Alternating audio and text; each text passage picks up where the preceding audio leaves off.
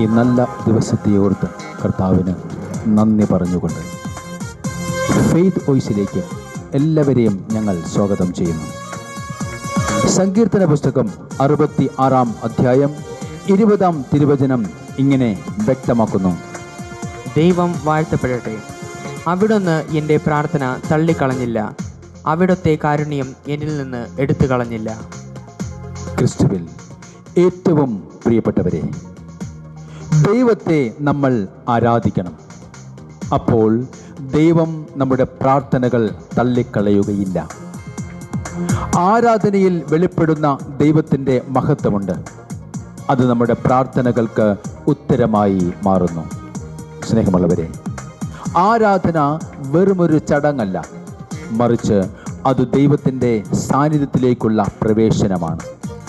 തിരുവചനത്തിൽ നാം കാണുന്നു, പൗലോസും സീലാസും കാരാഗൃഹത്തിൻ്റെ ഉള്ളിൽ ദൈവത്തെ സ്തുതിച്ച് പ്രാർത്ഥിച്ചപ്പോൾ ദൈവ സാന്നിധ്യം അവരുടെ മധ്യേ പറന്നിറങ്ങി.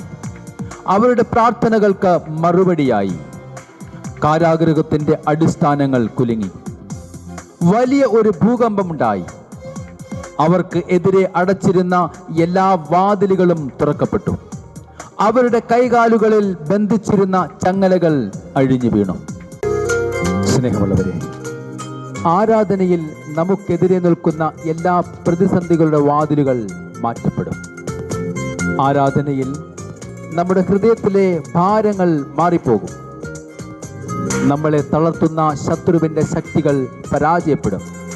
പ്രാർത്ഥനകൾക്ക് അത്ഭുതകരമായ മറുപടി ലഭിക്കും.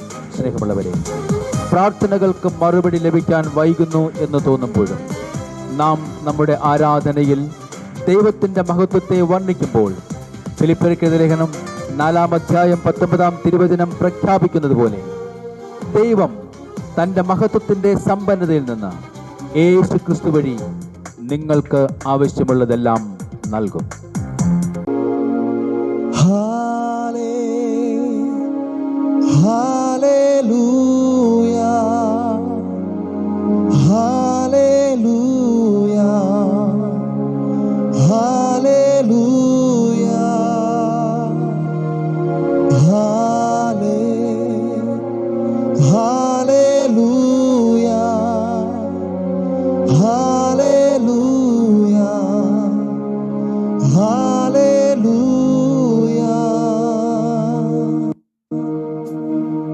നമ്മുടെ കർത്താവായ യേശുവിനെ നമുക്ക് ആരാധിക്കാം.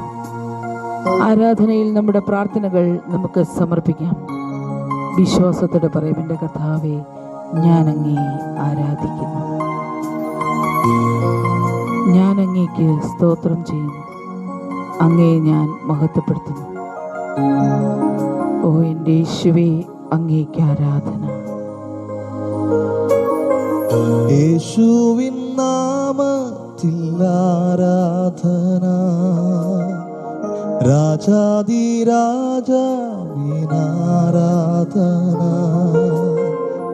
എല്ലാ പ്രശംസയ്ക്കും യോഗ്യൻ നീയേ, നൽകുന്നു ഞാൻ അങ്ങേക്കാരാധന. ആമേൻ.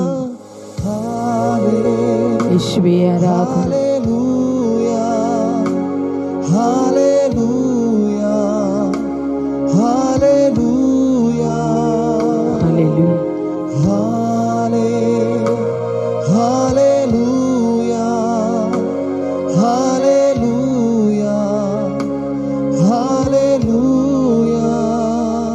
കർത്താവേ, അങ്ങേക്ക് തുല്യനായി ആരുമില്ല. അങ്ങല്ലാതെ ഒരു ദൈവം ഞങ്ങൾക്കില്ല. യേശുവേ, അങ്ങയുടെ തിരുമുമ്പിൽ മാത്രം കർത്താവേ ഇതാ ഞങ്ങൾ കുമ്പിടുന്നു. അങ്ങാണ് എൻ്റെ ദൈവം. അങ്ങേക്ക് ഞങ്ങൾ സ്തോത്രം ചെയ്യുന്നു, അങ്ങേ ആരാധിക്കുന്നു. ഞങ്ങളും ഞങ്ങളുടെ കുടുംബവും അങ്ങേ മഹത്വപ്പെടുത്തുന്നു. ഓ യേശുവേ, അങ്ങേക്കെന്നും ആരാധന. കർത്താവേ, ശ്രവിക്കുന്ന സകല മക്കളും അങ്ങേക്കു തുല്യനായാരുമില്ലേ, നീയല്ലാതെ വേറെ ദൈവമില്ലേ, നിൻ മുൻപിൽ മാത്രം ഞാൻ വണങ്ങി നീയാണെൻ ദൈവവും എൻ പിതാവും. ആമേൻ. ഹല്ലേലൂയ. കർത്താവേ, അങ്ങേ ഞങ്ങൾ മഹത്വപ്പെടുത്തുന്നു യേശുവേ. Hallelujah, hallelujah, hallelujah, hallelujah, hallelujah. കർത്താവേ, അങ്ങയുടെ കരുണ ഇന്ന് ഞങ്ങളുടെ മേൽ ചൊരിയണമേ. ഞങ്ങളെ താങ്ങി നടത്തുന്ന ദൈവം യേശുവേ അവിടെ നിന്നാണ്.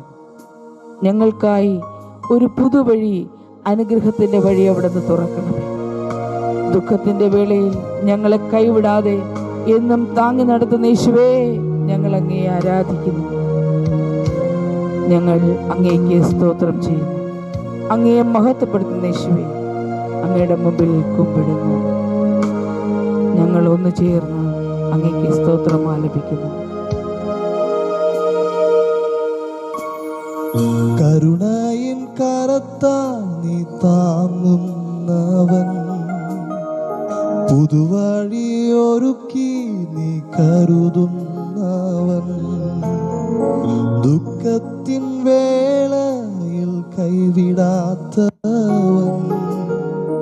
വീഴാതെ എന്നെന്നും താങ്ങുന്നവൻ. യേശുവേ, ഹല്ലേലൂയ,